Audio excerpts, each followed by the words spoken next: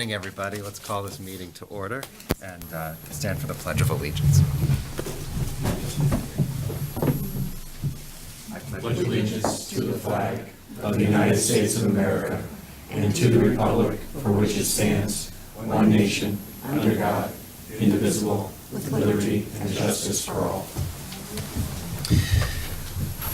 Before we get into public audience tonight, I wanted to see if we could add one item to our already lengthy agenda. I would propose a brief conversation about just the timing and substance of a goal-setting session with the Board of Selectmen, because I know that's something that we've expressed interest in, and if we're supportive of that, we can get that scheduled for later in the summer. So I propose we put that between the subcommittee reports and communication, just a brief discussion about that. So moved. Second. All in favor? Aye. Okay, thank you. Let's move on now to public audience. Joan, that was a very enthusiastic. I'm always enthusiastic. Okay. You may not be when I finish, but that's okay. Joan Cove, 26 Whitcomb Drive. On Monday, June 18, 2018, the Zoning Commission had a hearing on the application of Curaleaf for a special exception for a medical marijuana production facility in the I-1 Restricted Industrial Zone on the property located at 34 Hop Meadow Street. The application was approved 5-1. I would like to share my comments at the meeting with you. We should not lose sight of the fact that marijuana is a Schedule I narcotic as determined by the federal government. According to the federal government, marijuana is illegal. According to the Hartford Courant article, Curaleaf will be quadrupling their facility operation 34 Hop Meadow Street. The building Curaleaf wants to occupy was built around 1960. Therefore, during the renovations, they may find asbestos, lead within the building that would require hazardous mitigation. This facility is an area with large density of residential developments. The facility requires having on-guards 24/7 surveillance and large amounts of marijuana waste. Unmarked cars will be transporting the marijuana products to various outlets. This could become a public safety issue. The aquifer supplying water to the State Firing Range and Metacomet Gun Club should be tested for lead and other heavy metals. This aquifer will also be supplying water to 34 Hop Meadow, the Curaleaf site, which requires unpolluted water. With the increase in production, there will be an increase in waste. Where will the marijuana waste be deposited? According to the DEP, 34 Hop Meadow Street, the Eversource facility, is on their list of contaminated sites.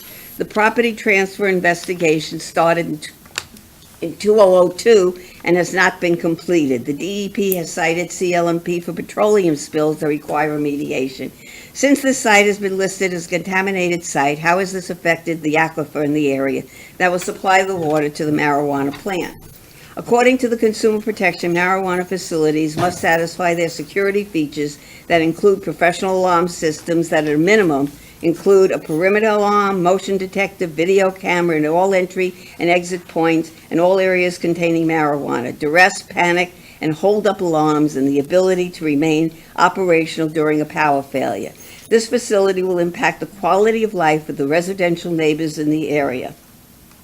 The marijuana factory produces such products as med tabs, pre-rolled cones, raw flour, vape cartridges, vape pens, various infused cookies, brownies, and subliminal strips, concentrate oil. This appears to be the Whole Foods facility for marijuana. When these treats are brought home, they are available to the entire family and friends. Small children could ingest the marijuana treats. The Hartford Courant published an op-ed written by Judith Gazelle, professor of psychology and neuroscience at Bucknell University. It stated, and I quote, "The best documented medical effects of marijuana are achieved without the chemical compound that gets users high. It is not addictive." This is false, because the brain adapts to marijuana as it does to all abused drugs, and these neural adjustments leads to tolerance, dependence, and craving, the hallmarks of addiction. With the increase of medical conditions that are permitted for marijuana consumption, physicians have increased the prescriptions for marijuana. This will eventually create another epidemic in mind-altering drugs and more mental health issues. A zone change requires the applicant to establish that the zone change is beneficial to the community. Having a marijuana factory is not beneficial to the community, diminishes the quality of life in Simsbury, and changes the impression that Simsbury is a family-oriented community. Simsbury should not be acclaimed as a community that condones the manufacturing and use of marijuana as a tool for economic development. During the discussion, Jamie Rabbit, Director of Planning and Community Development, did not consider the known environmental issues on the property as a denial. Is Jamie Rabbit more interested in embracing and approving a large corporation's development to the detriment of the health and safety of the Simsbury community? The town received $10,000 for installation and use of a charging station for any users free of charge until the $10,000 was spent. The grant money has been used up, and now taxpayers are paying for free electricity to all who charge their cars. There should be a mechanism in place for people to pay for the electricity. As taxes are escalating, I don't think Simsbury taxpayers should be paying for a free-for-all at the charging stations. Both CTEC Solar and ISCC are asking for abatement. CTEC has been denied their request by the Board of Selectmen on legitimate grounds and owes the town $50,217.53 in back taxes. CTEC Solar should not be rewarded for bad behavior. The ISCC pays $80,000 in lieu of taxes, which has been reduced over the years. They are financially capable of paying this small amount and should not receive an abatement. All of my comments will be posted on Simsbury Patch, Twitter at Joan Co, Newsfeed on Facebook, and Simsbury Forum Topics. Thank you for listening. Thank you, Joan. Is there anybody else who'd like to speak? Mr. Kalishman. Robert Kalishman, Simsbury. Thank you for allowing me to address the board. I attended the zoning hearing last week regarding the zoning for marijuana at the old CLMP proper. I also attended at the time a hearing about 2 years ago where there were 3 or 4 sinkholes testing the contamination that's on the property. And the license was applied for, the zoning, and nobody bothered to go into check what had happened at the last zoning board meeting regarding the Greenberg property. And it stood the fact that nobody knew about this, yet the chairman was present at the old hearing. And the thing is here, there was a conflict, in my opinion, with the chairman, the fact being that the chairman sat on the middle of the night approval of the first approval for marijuana up on Ensign Bickford property, which incidentally, the property was owned by a felon. Nobody bothered to bring it up. He was a felon, convicted in federal court in Boston. And he went to prison, finally. But the point I'm trying to make is this. You know, we elect officials to look out for the public. I attended that hearing, and I don't care what they say, people were to tears. There was one woman they brought to tears, and nobody paid any attention to her. And she just sat there. Please help me. I think Cheryl's familiar with it. They're hollering, help me. We elect people to help people. They're not helping. It's self-serving. And the reason I say Mr. Greenberg is self-serving, Mr. Greenberg happens to be a candidate for controller on the Republican ticket. So he had a dog in the fight. And in my opinion, he used that position on running as a Republican, being a good year, they assume. He used that position to acquire zoning for his zoning thing. Now, my question to you, the last time we approved this, or they approved it, there was no hearing. It was approved and everybody accepted the zoning. I hope this time that you look into it because there are questions. Mr. Elliott, who's a member of the board, elected member, I might add, he brought the question about the contamination. And when they brought this question up, everybody was told that the property was being sold by Mr. Greenberg. But when they brought the subject up, all of a sudden, it started to change. It started to change in the fact that what happened was it wasn't going to be sold. It was going to be leased. So automatically, in my opinion, the federal law says that if you're going to profit, you don't have to be out there selling dime bags or pounds of it. If you're going to profit by having a house, a property, whatever it is, and you're going to profit from marijuana, then you're in violation of the federal law.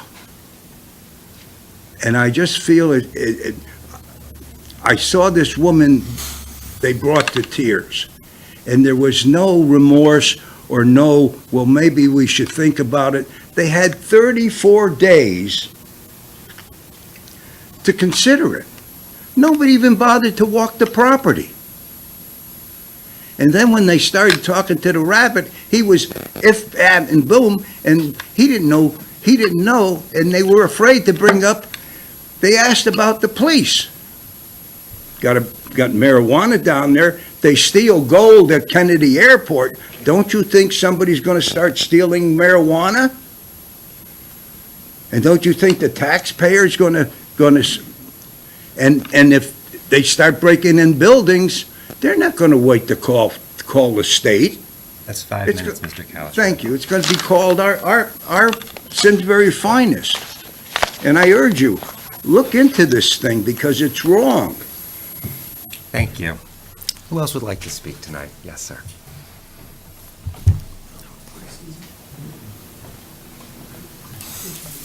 Sure.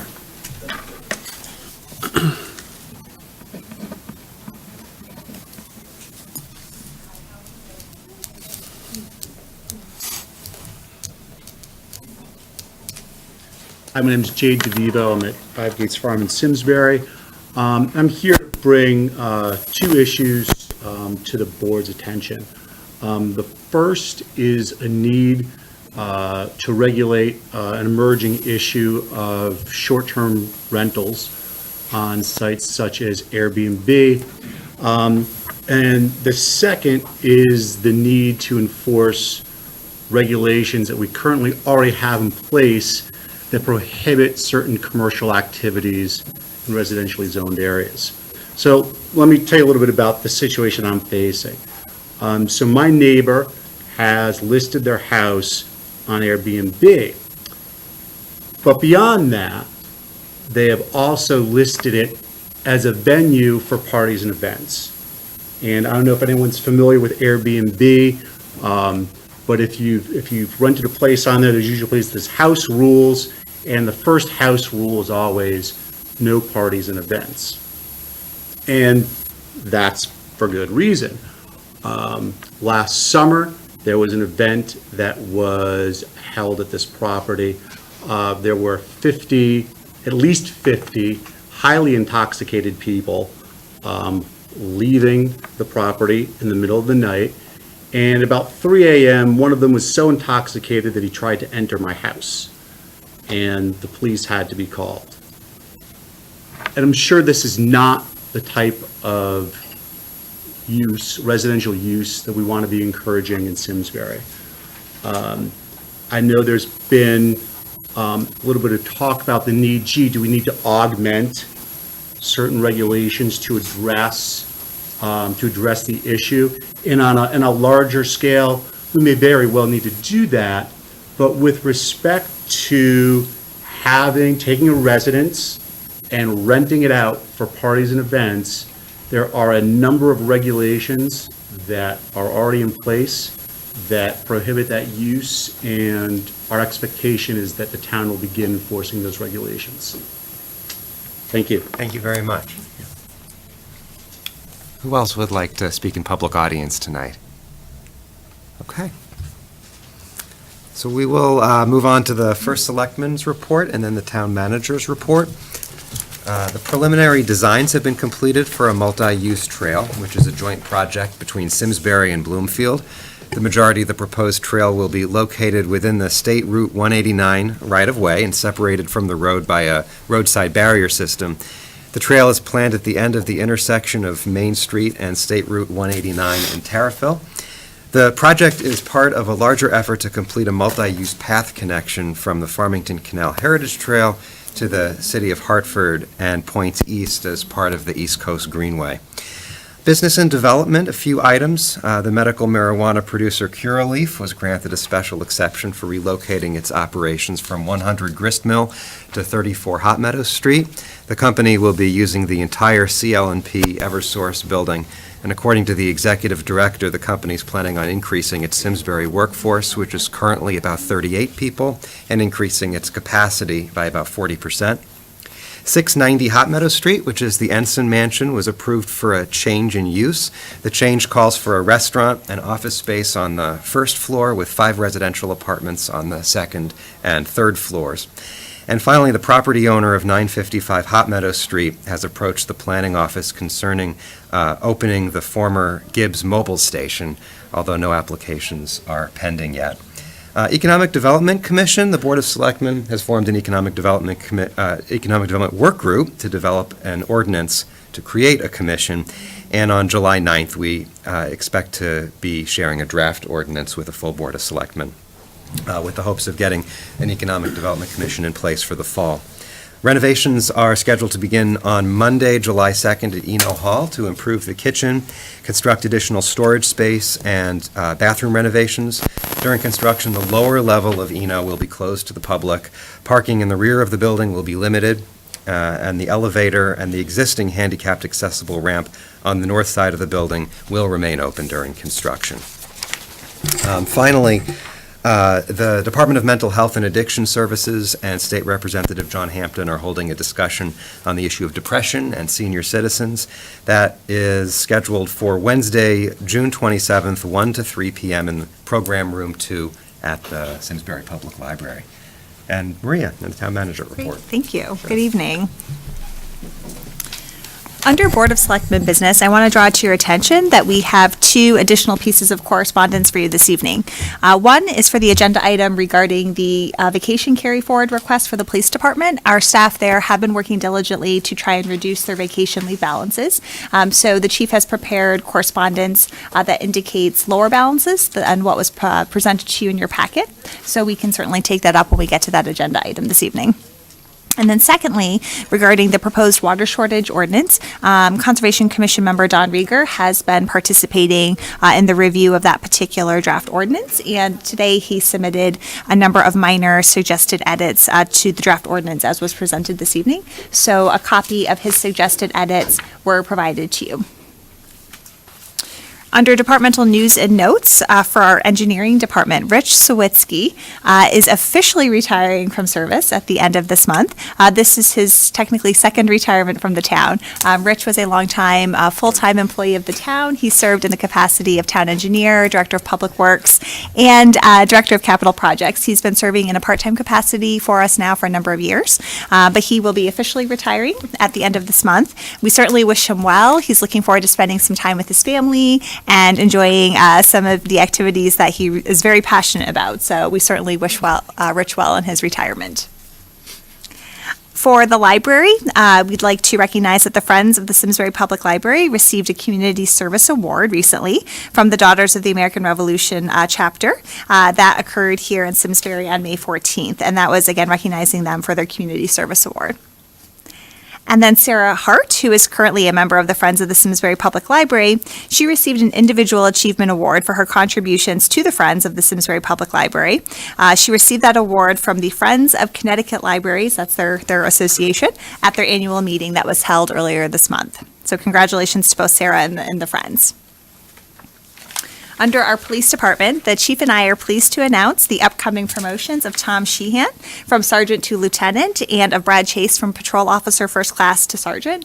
Both Tom and Brad have a long history of great service to our community and the department. We think that they have the essential qualities that we're looking for in our leadership team.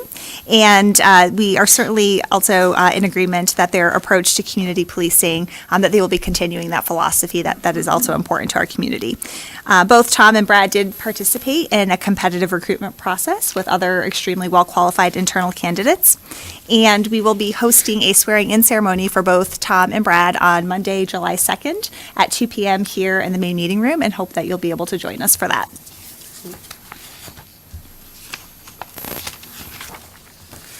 From the town clerk's office, if you'll recall, our town clerk and our animal control officer hosted the dog licensing and microchip clinic here on Saturday.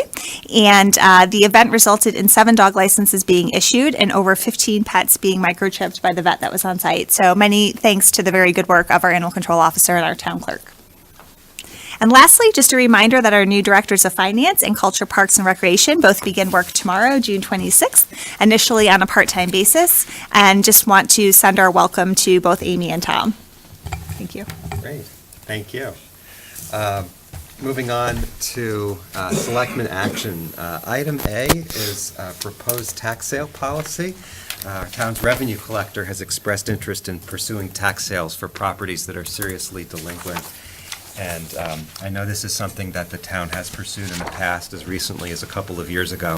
But one thing that we don't have is a formal policy around it. So as part of the discussion tonight, I think if we accomplish nothing else in this discussion, it would be helpful to give Maria and Colleen the direction that this is something we're interested in pursuing or potentially not. But let me turn it over to Maria to give a little more context around tax sales. Sure, thank you. So we have not, as a community, ordinarily engaged in tax sales. Upon conversations with Colleen, we felt that pursuing tax sales for properties that are seriously delinquent in their taxes would be a more equitable and timely manner than going through the foreclosure process, which we've been more traditionally doing, which we've been sort of tackling on a case-by-case basis. If we were to proceed with the tax sales, we felt that it would be prudent to have a standard, if you will, in terms of under these circumstances, that is when we would pursue significantly delinquent accounts. And so what we are recommending ultimately is that as a community, if we move forward with tax sales, that we would be pursuing real estate delinquencies on a single parcel that is at least $3,000 less in arrears, or $20,000, whichever occurs first. Real estate delinquency on a single parcel, which is abandoned, or any vacant land, and 1 year delinquent, regardless of the tax amount due.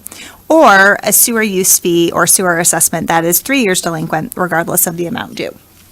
If we were ultimately to pursue tax sales under that standard, we currently have 30 properties that would be eligible for a tax sale. If we were to, again, pursue this and we adopted those standards in the near future, staff believes that we would likely be able to conduct a tax sale in January of 2019.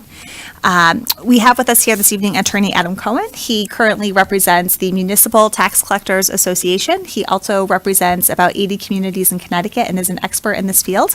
And both he and Colleen are here as a resource this evening. If any board members have questions about, what is a tax sale, how does it work, the process, any of those sorts of questions, I would be happy to defer those to our experts in the field on that matter.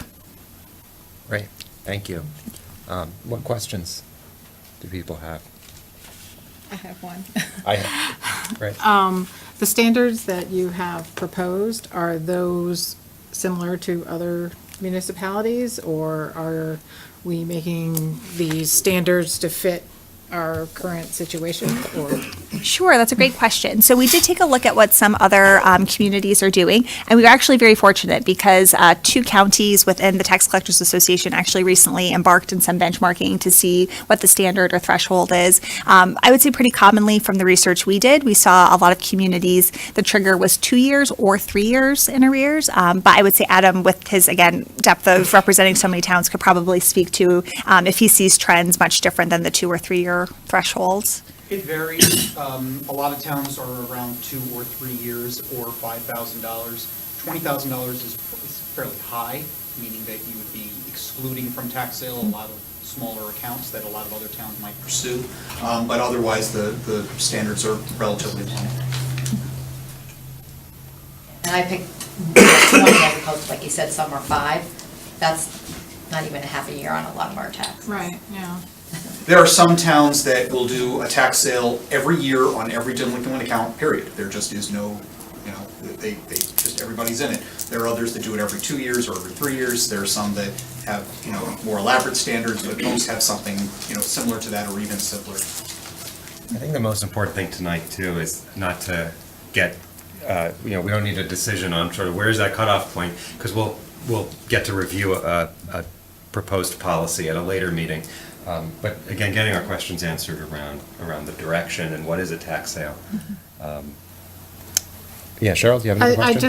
I think it might be helpful for everybody listening to explain the difference between a foreclosure sale and a tax sale for I'd be those happy who might to. not know the difference. A tax sale is a non-judicial foreclosure. What that means is that you're foreclosing a lien just like you would in court, but without going to court. State law allows municipalities to do that, and what you're doing is you're turning a contingent interest into an actual one. The contingent interest is the tax lien, the actual interest is a deed. So sometimes people refer to them as tax lien sales. That's actually not accurate. You're selling the property itself, not the right to foreclose, which is what a tax lien sale would be. So the same way you would go to court in order to foreclose a tax delinquent property, you can also do it without going to court, and that's a tax sale. Most towns are moving away from court foreclosures and toward tax sales because they are so much faster and so much cheaper. A lot of towns are finding that when they go to court, it drags on for years. The legal fees add up. You actually have to pay 2 lawyers because the court appoints a lawyer to conduct the sale in addition to the town's attorney. And then the debtor has to pay for 2 lawyers. And if he hires his own lawyer, then he's paying for 3 lawyers to run it. With a tax sale, usually the town gets paid within a matter of months. And it's frankly much gentler on the taxpayer in terms of the fees because it is cheaper. How does the payment of legal fees work with a tax sale? Does it come out of what we otherwise would have gotten through the process? The statute just says that the attorney's fees are paid by the debtor. Under the way that I do tax sales, my engagement letter says that I only get paid when I get collection from the debtor. So usually most people pay to avoid the sale, or their mortgage bank does, or someone else does for them. When that happens, the fee gets added onto that, and then I keep my share and you get your share. The fees are set by a fixed schedule, which are uniform for every account, so nobody can say they were treated differently from anybody else, and that schedule is laid out in the engagement letter which I provided. So how does that schedule work if the scenario you just articulated happens? You file the first paperwork and then they come and settle with you. You get the bottom number or the top number, somewhere in between on the schedule. Wherever it is on the grid, so it's a sliding scale, so smaller accounts, it's a smaller fee, for larger accounts, it's a larger fee, and then I get paid depending on how far along the process I've had to take it, because there's more work involved. If they pay right after the first notice goes out, then you just go to that area on the grid, and that's the amount that they pay, and that includes all the legal fees, then any out-of-pocket expenses like the title search, the newspaper advertising, postage, things like that. If it goes all the way through the process, all the way through to a sale, then the proceeds are used from the auction, that's where the fee gets paid, and then 6 months later, under the state law, a deed is recorded that transfers title. It's actually extremely rare that a residential occupied property transfers title by going all the way through the process. I do thousands of these a year, and it's probably 2, maybe 3 a year where it's an occupied residential property where title changes hands. Most of them are abandoned, most of them are investment properties, commercial properties that actually go that far through the process because people are obviously highly incentivized to pay. So I'm surprised we don't have a more formal process for this, so I'm in favor of exploring the concept. I'm familiar with the concept from 2 other towns that I spent time in, both use tax sales aggressively in those towns in other states.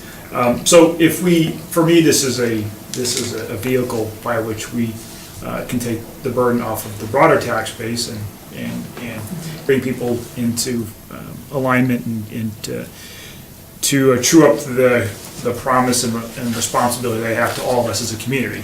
So with that being said, what sort of conversion success percentage would you say in a year you have bringing all that tax money in? So if you had 100 properties, 100 went to tax sale, how many true up, do you think? My collection rate is approximately 100%. Well, The only ones that don't succeed are the properties that are just not saleable. If the property is literally underwater, if the property is just, unbuildable land, if it's a mobile home, things like that, those can be hard to sell.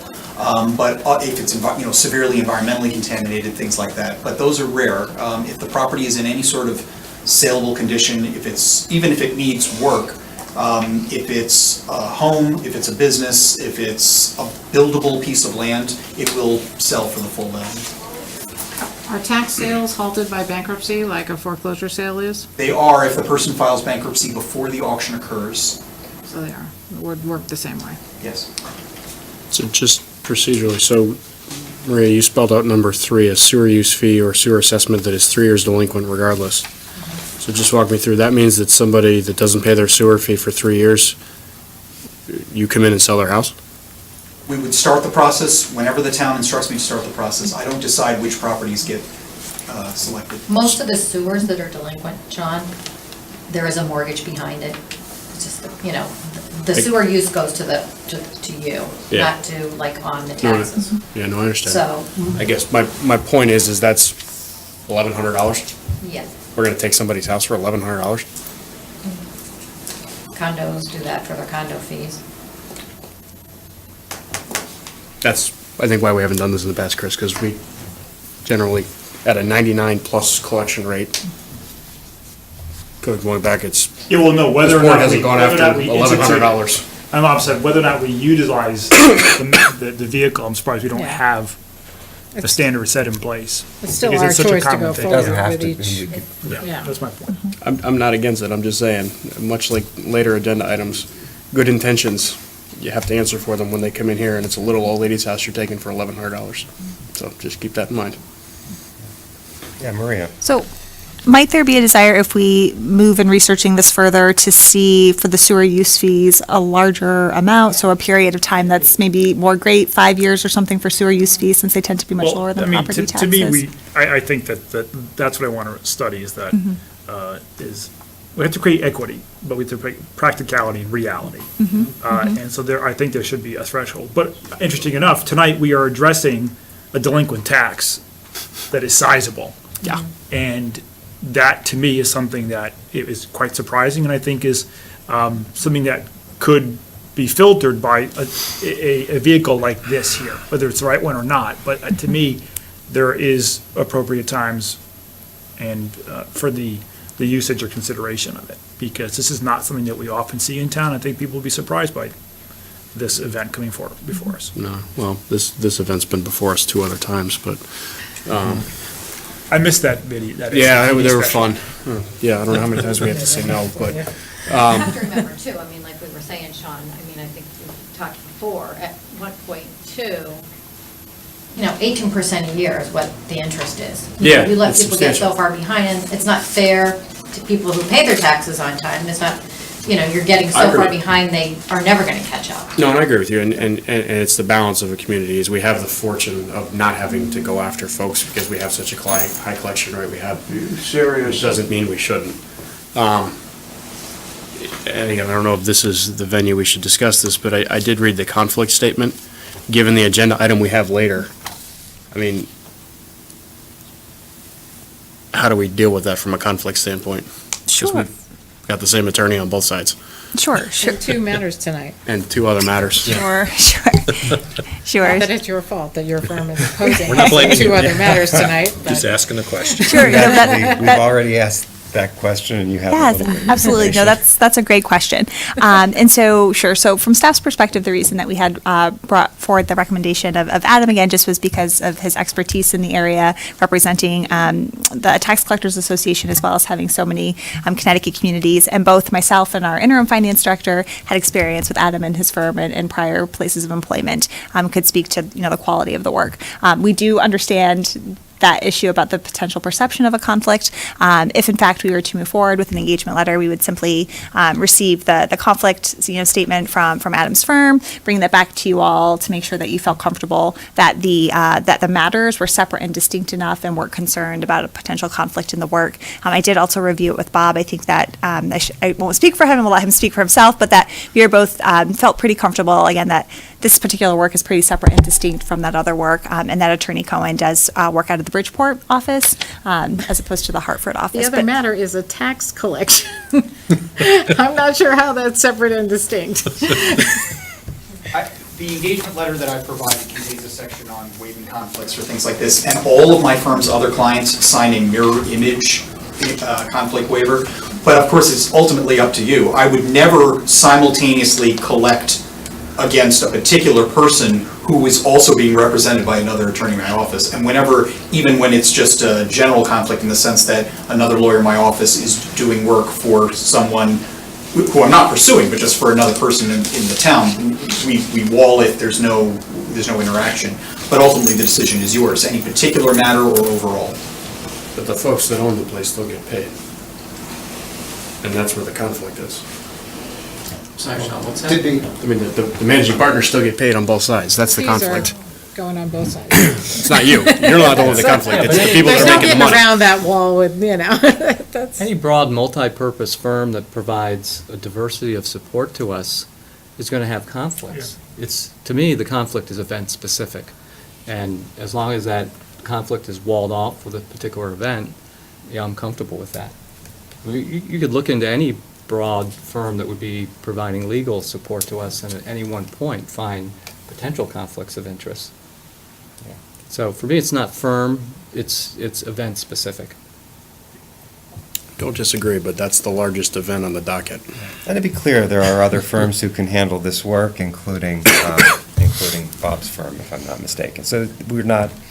I'm not objecting to it, it's just, it's awkward timing from a What I agenda wanted, standpoint. just for tonight's conversation, I think I want to handle a few different chunks. So one option we have tonight is to appoint a firm to handle this, but I think the first thing I'd like to tackle is this something that other board members are supportive of in concept? So would we like to review a proposed policy at a future meeting?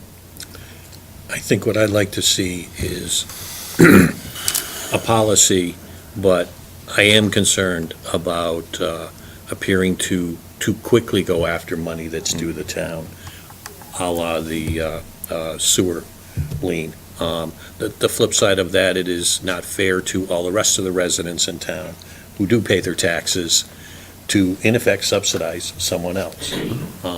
But we also don't want to be unreasonably harsh with that. So finding some kind of balance there, I think, would be, once we head down a path to find that balance. Yeah. I'm personally very supportive of a policy because I think it ensures that we're treating people equitably. But where that threshold is, I think, is up for discussion. And what I'm hearing tonight is that is that we should consider a relatively high threshold, and we don't want to be going after people for $1,000 debts. What do others think? I agree with that, but I think we do need to differentiate between the sewer lien threshold and the property tax threshold. Yeah. They are two different, And go so far as the Scenarios. difference between residential and commercial as well, because the true, burdens are we can, different. Yeah, but those are 100%. things we can discuss as we discuss the Yeah. policy. And on the appointment of a law firm, I feel like, my personal opinion is that it's premature to do that tonight, but I want to hear what others think. Agreed. Yep. I'd like to see the Well, policy first. Yeah, why would we would be appointing a law firm for a policy that we don't? We haven't Doesn't done exist. yet, yeah. That'd be That's a good point. Agreed.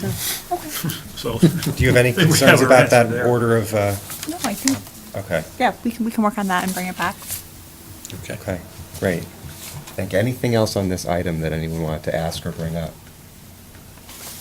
Great. Thank you both for coming. I really appreciate it. You need a vote on the policy. I do. or no? Well, I felt that I received good direction through consensus, but if you all felt that you needed to take a formal I motion. didn't want to I'm leave good. you hanging. Okay. Okay, Yeah, because the motion includes Yeah, we don't want to do that. okay. consideration, but adding in. I promise not to change my mind on being open-minded. Okay, item B is the proposed acceptance of emergency management performance grant. So the town has received notice that we are going to be receiving an emergency management performance grant. Tax refund? And I'm trying to pull my note. Is there a motion effective June 25th, 2018, to accept the 2017 Emergency Management Performance Grant in the amount of $11,987.50, and to authorize Town Manager Maria Capriola to execute all documents related to the grant award? So move. Second. Is there any further discussion on this? All in favor? Aye. Any opposed? And that passes unanimously. Item C is the acceptance of a donation from Simsbury Bank for the cadet program. So Simsbury Bank has generously offered to donate $4,000 to the police department's cadet program, which gives 14 to 20-year-olds interested in a career in law enforcement some up-close experience seeing the functions of the department. So, And I'm working on with the technology. Give me a minute. I already zoomed in, so. Do you want to read it, Sean? Sure. I move effective June 25th, 2018, to accept the donation from Simsbury Bank in the amount of $4,000 to be used for the Simsbury Police Cadet Program in the Simsbury Police Department. Further, to move to recommend to the Board of Finance that the $4,000 donation be transferred to the Community Policing Special Revenue Fund. I'll second that. All in favor? Aye. Aye.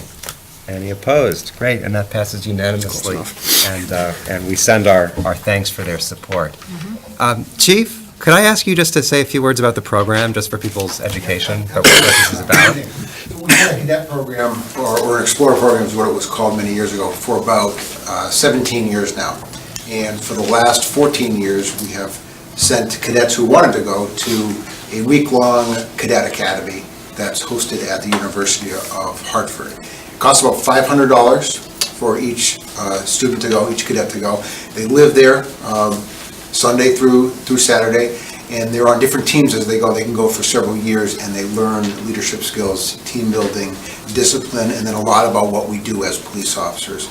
So for those who really want a career in policing, it gives them a very good opportunity to act in roles as police officers throughout that week. For those who just want to learn about leadership, about what police officers do, about team building, again, another great opportunity. This year, we plan on sending 7 of the cadets, and 2 of our officers go as well to help with the program on a daily basis. If anybody from the board is interested in seeing any of the days or any of the events, please just get in touch with me. There will be a day where I'll be going over there to look at things, and it's very interesting if anybody's interested in going. But we obviously thank the Simsbury Bank for their continued support for this program. Great, thanks, Chief. Yep. And item D is the Police Department vacation carry-forward request. Vacation carryover requests in excess of 10 days are traditionally approved by the Board of Selectmen. And Chief Bolter is requesting we approve carryover requests for, 4 officers? 5 officers. Is there anything you wanted to add, Chief? No, just that simply a very different year for us this year with the retirement of Chief Ingridson and Lieutenant Siffel being away for 3 months. We've had a group of officers and members who decided to help out sort of with the continuity of the administration, and they really held back on using their vacation time. And then one other officer who is one of the school resource officers, we often encourage them to take their vacation time when school is not in session. That way they can be at the schools as often as possible. And that happened this year, and he was unable to use all of his time. Okay. That's And it's staff's recommendation that we approve the carryover requests with 2 caveats. One, that the excess days need to be used by the end of this year. And 2, should an employee leave the town for any reason, they wouldn't be compensated for those additional days. Is that something that other board members are comfortable with? By this year, you mean the calendar year? 2018, yeah. Okay, not the. Yes. No. Yes. It'll be a homework That would be this week. Got 5 days. Just saying. So they're all on vacation this week. Are we okay with those stipulations? Okay, in that case, is there a motion effective June 25th, 2018, to approve the police department's vacation carryover request as presented in the table, and requiring Selectmen action, further stipulate that the approved excess vacation days must be used on or before December 31st, 2018. Any unused approved excess vacation days still on the books as of January 1, 2019 will be forfeited should an employee leave service for any reason, including but not limited to retirement or resignation. They will not be paid out for the approved unused excess vacation days authorized by the Board of Selectmen. I'll move that with a comment, that I spoke with the chair of the police commission, and there was no objection from the chair. When we looked at this seemed to be, they were comfortable with that, although they hadn't fully reviewed it. But Thanks, Sean. I'll second it. Okay, any further discussion? All in favor? Aye. Any opposed? Okay, and that passes unanimously. Thanks, Chief. Thanks, Chief. A couple public gathering permits. Item E is related to the Simsbury Performing Arts Center, which is requesting a public gathering permit for an event dancing under the Big Top on August 9th. Anything you wanted to add? I could just give a little Sure, summary for sure. those of you That would be who are great. So we are looking to do an event that won't actually involve our stage. It will be within the wall under a big 120 by 240 tent, i.e. the Big Top. And it will be a dinner and dancing event with 8 top tables, dance floor, Clarkino Orchestra, who has provided some lovely entertainment to a couple of our board members for weddings that they held for their children, but also, more notably, has for years on years provided gala entertainment for the Bushnell. So we would look at bringing them in, and then folks would have a 4-hour time block, 6 to 10, to have dinner, dance. We were looking at bringing in some of the dance schools in the area to do some entertainment in between sets of the Clarkino Orchestra, and just really provide people with the opportunity, rain or shine, to have a good time at the venue. Luckily, you got a tent, though, for rain. Well, that's the there you go. idea. That's the- We oh, don't have to I worry get about it. the weather like we I'm did quick. this weekend. Okay. Any other questions for Missy? All right. Is there a motion effective June 25th, 2018, to approve the public gathering application as presented for the Dancing Under the Big Top event, and to authorize the issuance of the public gathering permit contingent upon the event sponsors receiving final approvals from the Farmington Valley Health District? So move. Second. All in favor? Aye. Any opposed? Great, and that passes unanimously. Thank you. And next is a proposed public gathering permit for a farmer's market in Terriffill. So it's Maria's recommendation, as well as mine, that in this first year, we not charge a fee for the use of the green, because the farmer's market supports economic development and is unlikely to generate much of a profit in its first year. Wondering, before we move on, if that's something that other members are supportive of. Do we I have was a? just trying to, the other farmer's market that stopped was on private property, right? Was on So we private didn't have property. any, Just so Yeah, we, the hot meadow. just, yeah, the one that Simsbury. was down in front of Simsbury Square. Simsbury Square. Just so nobody thinks we're having preferential. Right, right.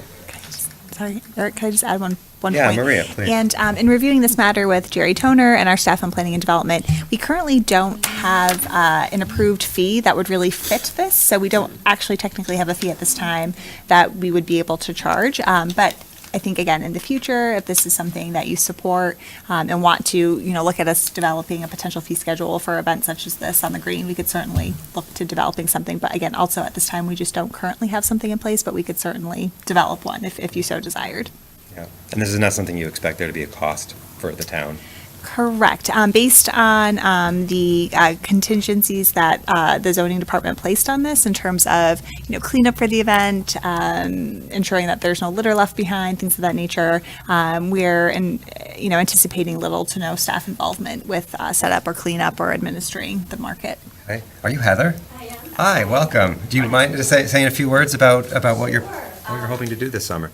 So basically, it's something I've wanted to do for years. I just think the green is the most adorable little place, and I believe in helping to build community. I see this little town, Terriffill, as being a diamond in the rough, and I'd like to see it get really shiny. So one of the things I want to do with the farmer's market is not just be a traditional farmer's market. I want it to be a place that people know. If you've had a rough week, you want to feel happy, you go here. So there's going to be entertainment, low-key entertainment, puppet shows, and things for the kids and stuff like that. Sounds good. Anyone have any questions? I noticed in your application that abutting landowners had given permission for parking. How is that working with parking? Just, I know there's not a lot of parking right around the area, but. Well, I got caught in the rain, but I have another for parking here too, and there's many other places I haven't even approached. Okay. But as far as that goes, that's more for just because they want to participate, they want to make everybody feel welcome.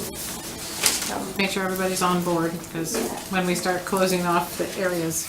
Yeah, I'll if anybody wants me to go knocking on private property doors as well, just to let people know, I'd be happy to do that as well. No, I just think, giving all the neighbors notice and stuff is nice neighborly. Yeah. And we're gonna park a lot of cars in front of there. I've been trying to just wave and say hello to everybody as I walk. I'm so- sure you but I have. can No, make a it's special great. point. It's just- Yeah. Any other questions? Thank you for doing this. Yeah, Sounds good. really excited about it.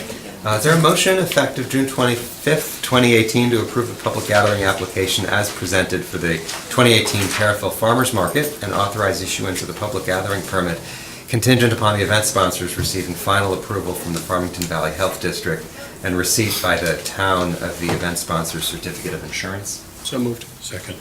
Any further discussion? All in favor? Aye. Any opposed? Great, that passes unanimously. Thank you. Okay, item G.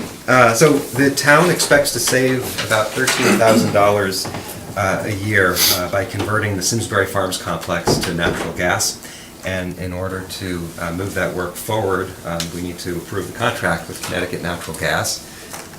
Were there anything you want to add to that, Maria, or anybody have any questions on this item? Is there a motion effective June 25th, 2018 to authorize Town Manager Maria Capriola to execute the service installation agreement with CNG as presented? So moved. Second. Any further discussion? All in favor? Aye. Any opposed? Okay, that passes unanimously. Item H is the proposed water shortage ordinance referrals. So as you know, a subcommittee of the Board of Selectmen has been working on a water shortage ordinance, and the recommended next step in the process is to reach out to a number of boards and commissions to get their feedback. I'm wondering, Chris or Mike, if there's anything you wanted to add to. I'll just do a 10-second. We're just trying to do our due diligence of reaching out to as many constituencies as possible. We had a situation earlier where we were on the verge of actually voting on the ordinance, and we had a constituency who felt that they weren't involved. So in one of our meetings, we put together a list, and that's really the direction that we're going. So I don't know if, Mike, if you want to add anything to it. Yes, during that meeting when we've discussed, we've had at least 3 meetings to talk about this, and we've revised it. We've brought in some town staff to give us some expertise in this, and the Terriffill Water and various other groups.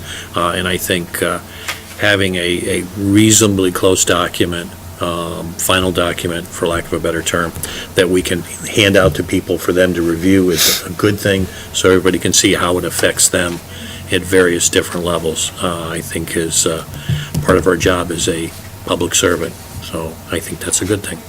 Okay, thanks, Mike. Before we vote to possibly refer this, are there, Sean? I'll just reiterate for the 4th time, I mean, I think this is a waste of town staff's time. Again, I'm not going to support this when it comes back. I've addressed my concerns. Again, we had the folks from Aquarian in here who said that voluntary reduction was the best way from lawn watering, and that's what they saw as a substantial change. There's only one other community, right, that has an ordinance. There was communities. Greenwich, I believe. There are far more effective ways than, again, continuing to run around town staff and attorney time and everyone else's time for something that's not going to make a difference and appears to be government overreach. So, Eric, when we met with the Terriffill Water Company, they actually supported the ordinance. Their issues were some of the language and wanted clarification of some roles and responsibilities, so. Okay, Yep. that's helpful. Any other conversation, Cheryl? I appreciate Chris and Mike going through the ordinance so carefully and removing some of those provisions that we had a lot of issues with. So I think it's the right thing to let other people comment on it again. Okay, great, thank you. Is there a motion effective June 25th, 2018, to refer the water shortage ordinance to the Planning Commission, Zoning Commission, Culture Parks and Rec Commission, Conservation Commission, and the Farmington Valley Health District? The purpose of this referral is to seek feedback on the proposed ordinance and to determine whether or not any modifications to the draft ordinance may be needed. Referral responses will be respectfully requested by July 27th, 2018. So move. Second. Any further discussion? Mike? I would also like to see this going to Main Street Partnership and Chamber of Commerce and the golf courses in the area, and actually even Westminster School, which we had talked about. Yeah, we will be doing that. I don't think we needed a motion to take those actions. Mike, Okay, that's fine. But to refer to the land use commissions, we did, so. That's fine. Yep. Yeah, and I can just All add right. very, very briefly to that. So at the last water shortage ordinance subcommittee meeting, there were approximately, and I can't recall the specific number, but I would say somewhere between about 12 and 15 community stakeholders that we thought might have a particular interest in the ordinance if they were aware of it. So the formal referrals would be to the official sort of agencies and bodies, but that we would then send additional correspondence to those 12 or 15 community stakeholders that we thought might also have an interest in the matter. Great. To that end, can I request when it comes back that we get an aggregation of town staff time and attorney referrals and time on this?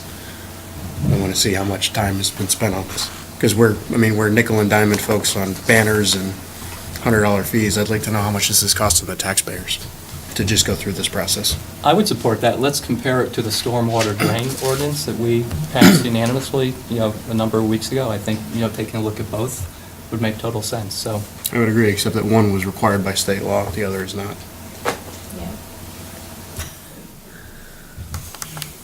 Okay, we can take a look at it. So it's been moved and seconded. All in favor? Aye. Any opposed? Nay. Okay, and that passes 5-1. Moving on now to the AARP designation. So the Aging and Disability Commission has expressed interest in pursuing an age-friendly community designation from AARP, which is, as we know, a multi-year process. When Ed gave his presentation at our May 14th meeting, I know that there was a lot of support from this board. In order to move forward with the process, Aging and Disability needs a letter of support from the town. Because of other priorities, Kristen Formanak, our Director of Community and Social Services, is not going to have time this year to dedicate to the process. But we'll have some limited time next year, and Aging and Disability understands that. So with that, I wanted to see if there was a motion effective June 25th, 2018, to support the Aging and Disability Commission's request to pursue the AARP age-friendly community designation and authorize Town Manager Maria Capriola to issue the letter of support as presented. So move. Second? Any further discussion? I just wanted to comment that the Aging and Disability Commission feels very strongly that they would like to support this, and that they anticipated that the commission volunteers would step up to do some of the initial work, so that it was not their intention to lay the burden all at the feet of town staff, that they suggested this with the idea that they would participate in this. And in fact, some of those surveys and things have already been started or done. So I just want to say thank you to all those volunteers who step up to do this kind of work, so that we don't have to use all of our staff time Because we're doing to ordinances. do these kind of initiatives, and that they're willing to do so. Thanks, Cheryl. Any other conversation? Maria? I would just like to add, Kristen and I were very appreciative. The Aging and Disability Commission allowed us the opportunity to meet with them at their June 12th meeting, and I think it was a good conversation. We were able to share with them, just from a staff capacity and resources issue, why we were a little nervous to embark on the initiative. But at that meeting, I think that it was a good conversation, and to Cheryl's point, they very clearly said that they were committed to the initiative and committed to being hands-on and really wanted to move this initiative forward. So again, I think I just really appreciated the opportunity to meet with them and better understand sort of the time and commitment that they were willing to help put forth for this effort. Right, thank you. So it's been moved and seconded. All in favor? Aye. Any opposed? Great, and that passes unanimously, and I look forward to hearing from Aging and Disability on the next steps. Right. Item J are a couple of items that were before the Personnel Subcommittee. So Maria and Kristen are proposing relatively minor changes to the job description of the Director of Community and Social Services and the Coordinator of Elderly Outreach. Both of those proposed changes were reviewed last week by Personnel. Are there any questions on those proposed changes or feedback? Is there a motion effective June 25th, 2018, to approve the proposed modifications to the job description of the Director of Social and Community Services and the Coordinator of Elderly Outreach Services as presented? So moved. Second. Any more discussion? All in favor? Aye. Aye. Any opposed? Okay, and that passes unanimously. Also, the Personnel Subcommittee reviewed the proposed job description and classification for the newly created Community Social Worker position. The salary range would vary whether we're hiring at the BSW or MSW level, which Maria can explain if you're interested in hearing more about that. But I want to see if there's any questions on this item. Okay. Is there a motion effective June 25th, 2018, to approve the creation of the position classification of community social worker and the job description as presented? Further move to approve an annual salary range for the community social worker position of $55,000 to $70,000 at the MSW level, or $45,000 to $60,000 at the BSW level, which may be amended from time to time through resolutions by the Board of Selectmen. So moved. Second. Any more discussion? All in favor? Aye. Any opposed? Great, and that passes unanimously. Item K is the proposed appointment of pension counsel. So we were recently notified that Eric Sharp, the town's pension counsel, changed law firms, moving to Mertha Kalina. And we appoint the firm, not the individual, so the recommendation from staff is to appoint Mertha Kalina as our pension counsel. The hourly rate wouldn't change. Anything additional, Maria? Any questions? Okay. Is there a motion effective June 25th, 2018, to appoint the firm Mertha Kalina LLP as pension counsel for the town of Simsbury through December 2nd, 2019, with the understanding that staff has the option to conduct an RFQ for retirement plan counsel after June 30th, 2018. Further move to authorize Town Manager Maria Capriola to execute the engagement letter as presented. So moved. Second. Any more discussion? All in favor? Aye. Any opposed? Okay, and item K passes unanimously. L is the proposed agreement for the shared deputy building official. So Simsbury and Bloomfield are sharing a building official, and the cost of which is split between the two towns. Both towns, I understand, feel like the arrangement is working pretty well and would like to continue for the upcoming fiscal year. Maria, anything you wanted to add to this one?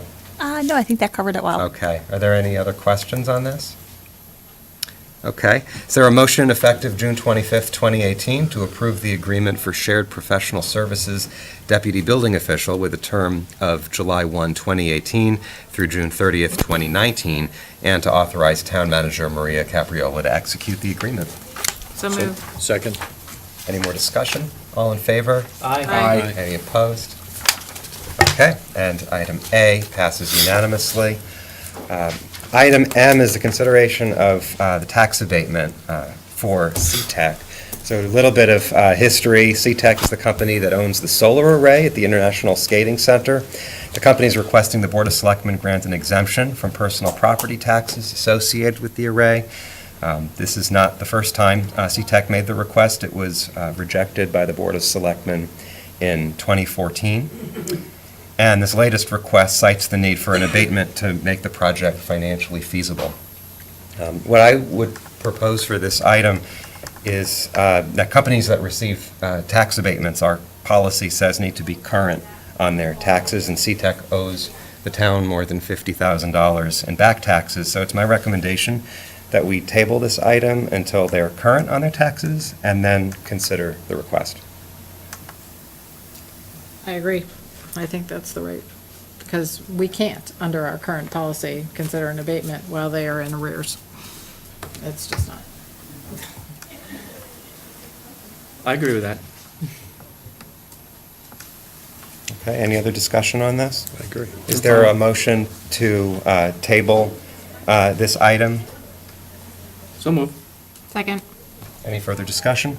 All in favor? Aye. Aye. Any opposed? Okay, that passes unanimously. Moving on to appointments and resignations, is there a motion to appoint Samuel Ziplo as a regular member of the Historic District Commission with a term expiring January 1 of 2019? So move. Second. Any further discussion on this? All in favor? Aye. Any opposed? Okay, that passes unanimously. Review of the minutes. I have one small correction. There was a gentleman who talked about the pickleball courts. His last name in the minutes was spelled Royer, but it should be Royce, R-O-Y-C-E. That's pretty minor. Any other feedback on the minutes? Okay. Just that Sherry was right on the streetlight policy. I watched the meeting. That was never contemplated when we decided to buy those streetlights. It didn't make it to the minutes, though, so. My head exploded when I watched that meeting, but that's okay. Do we need a vote to make that minor modification, or are we okay procedurally? You know, you could do a formal vote, or I even think just I think there's- correction by Okay, consensus. correction by consensus. What are you going to say, Sherry is right? Yes, dear. Yes. Voting on? Yes, that's what we're gonna say. want to see Sean's head explode. I'll vote against it just to see it. Do you got a stamp too? I was very proud that Sherry continued my financial charge while I wasn't here, so. Good. Are there any selectmen liaison and subcommittee reports? Okay. We had, from the public safety standpoint, we had participated in the statewide exercise last Wednesday? Yes. Wednesday. And it was the recommendation of the Public Safety Subcommittee that we did that, given new board members, new folks in different positions, a lot of changes in town, that it was a good idea just to exercise everybody's responsibility. I thought it was a good usage of time. Again, it wasn't overly prohibitive from a time standpoint, but just good to make sure that we were preparing.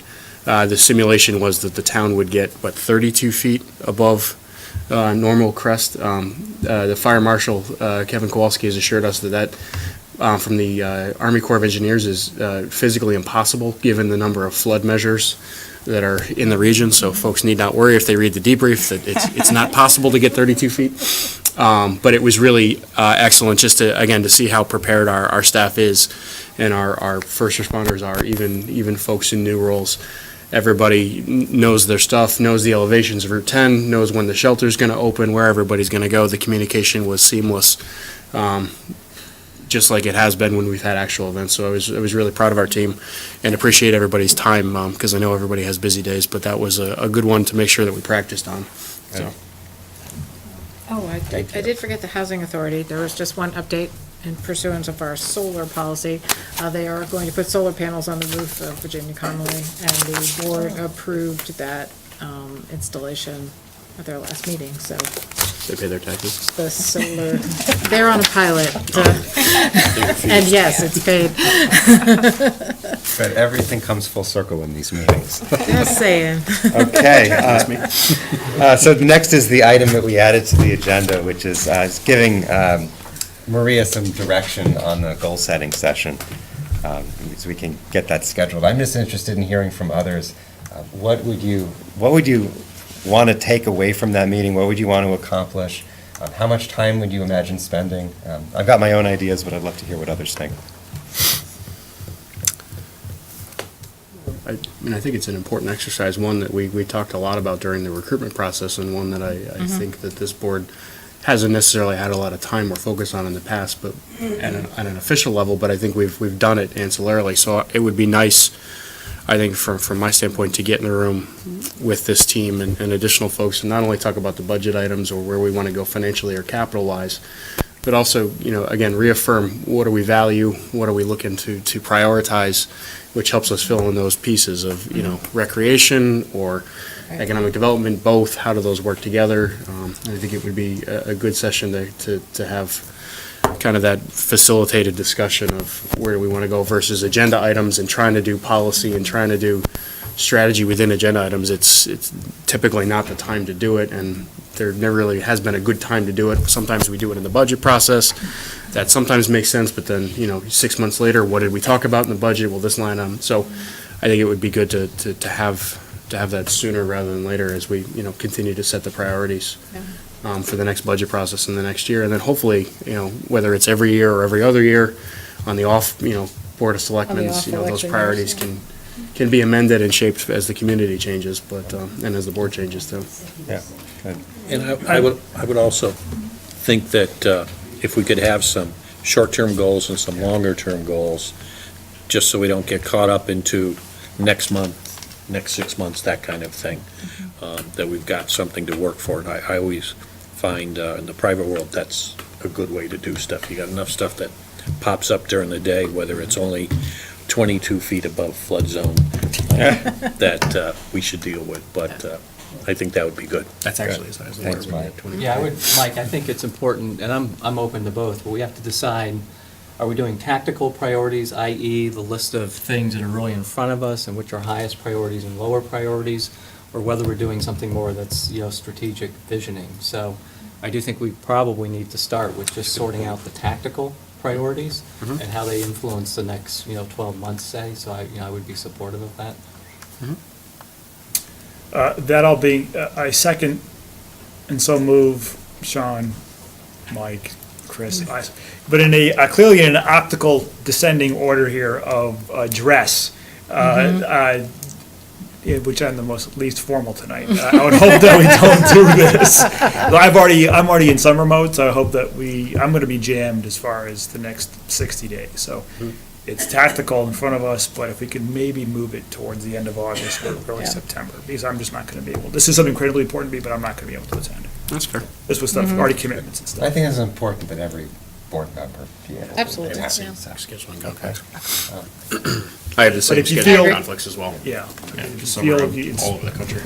need to, but Yep. And ideally, we would have had this conversation 6 months ago, but we all know it's been an interesting year of transition, so. Things going on. Yeah, one or two.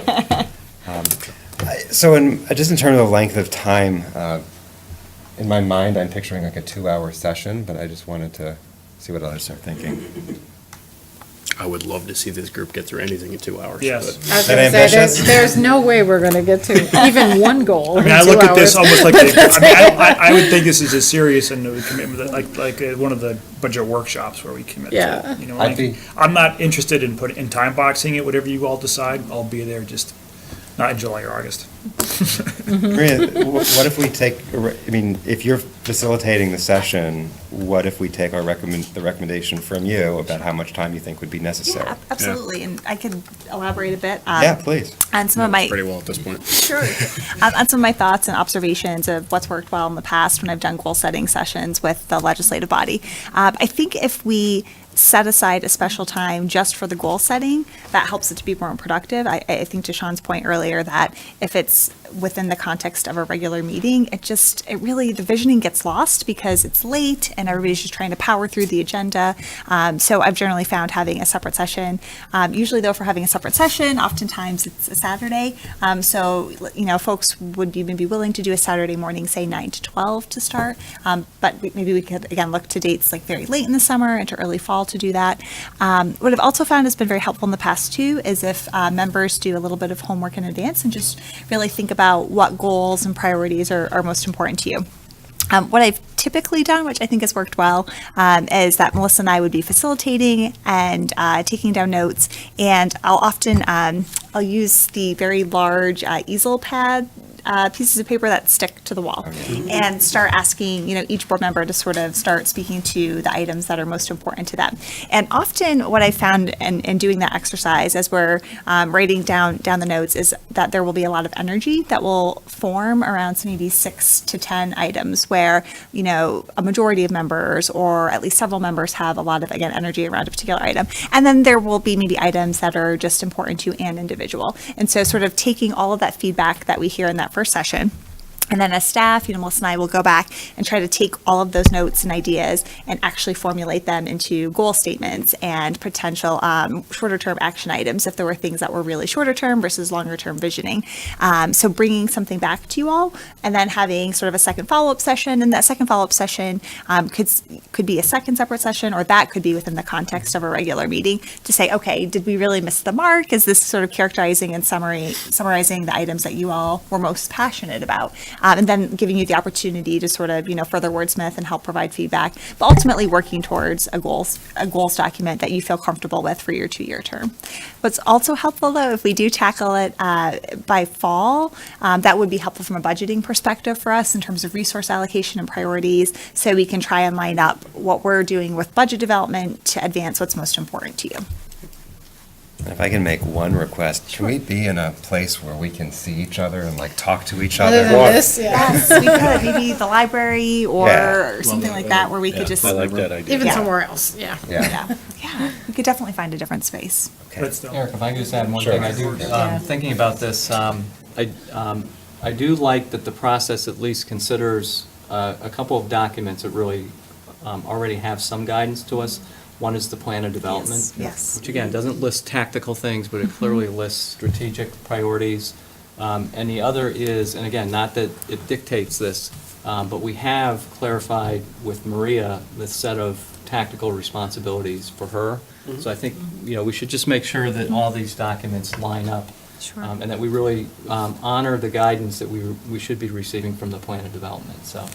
That's a great point. That's good, Chris. I always find Chris's grid forums very helpful. Where to go? Chris has a grid for making these, we do it for presentations, when somebody has an idea. And maybe that could be part of our homework. I mean, just putting, things in boxes, which things are, I don't know. Sure. I love your grid thing. It's good. And the plan of development actually has quite a few I grids. know, yeah. So, yeah. And I do like the idea of capturing the larger spirit of what we're trying to do. Yeah. So, yeah. Great, thank you. Thank you. Okay. Anything else you would want from us? That's very All good. right, That's a great. good start for us. Under communications, is there anything anyone wanted to discuss there? I was excited to get the annual report, Yeah, that was exciting. Excellent. shockingly. Good. If anyone else hasn't read it, I'd be happy to go through it. Can you do that right now? You want me to? No, that's okay. It's got nice grids. See, when you have a grid, you can make a nice end product. It does have yeah. nice In pictures. that Got great case, pictures. Bob, is Jesse going to be joining us? No. Okay. Is there a motion to adjourn to executive session to discuss pending claims and litigation regarding the Deepwater Wind appeal? And joining us would be Melissa Appleby, Maria Capriola, and Bob DiCrescenzo. So moved. Second. All in favor? Aye. Aye. Thank you, everyone who came tonight. Hi, Mom. Hi, Sharon. How are you? Was that exciting? Running her on. Bye. Did you get my message?